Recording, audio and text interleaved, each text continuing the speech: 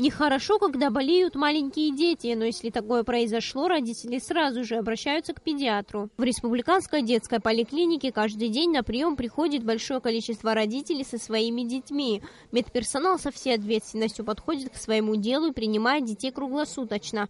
Кстати, если говорить об условиях в больнице, ситуацию тут можно было назвать плачевной до недавнего времени. Но благодаря оператору сотовой связи «Аквафон» в здании был произведен частичный ремонт. Не первый раз нам оказывается такая спонсорская помощь компании «Аквафон».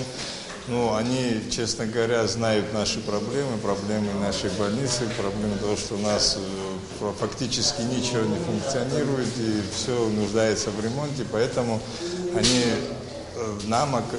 оказывают нам посильственную помощь. Вот это уже 3-й транш. Сделана была реанимация, сейчас вот делан приемный покой. И хотелось бы сказать огромное спасибо.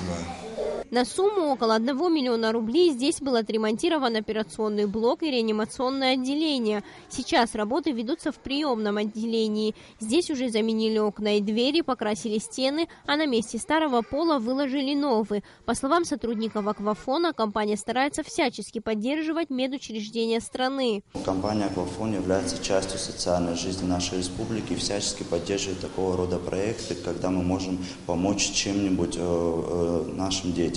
За все время существования нашей компании более 1 миллиона рублей было выделено детской больнице в нашей столице на различного рода ремонтные работы. Мы рады всему тому, что касается здоровья детей и поддержания их развития. Ведь хорошие условия для их здоровья, для лечения каких-то недугов, это напрямую зависит от того, кем они станут в будущем. Такие перемены не могут не радовать и родителей. Они признаются, что теперь не придется в холодное время года мерзнуть в холле больницы. Более того, заходить в здание теперь стало намного приятнее. Ремонт, это все, конечно, всем это, родителям всем будет нравиться и удобно, и приходить приятно будет.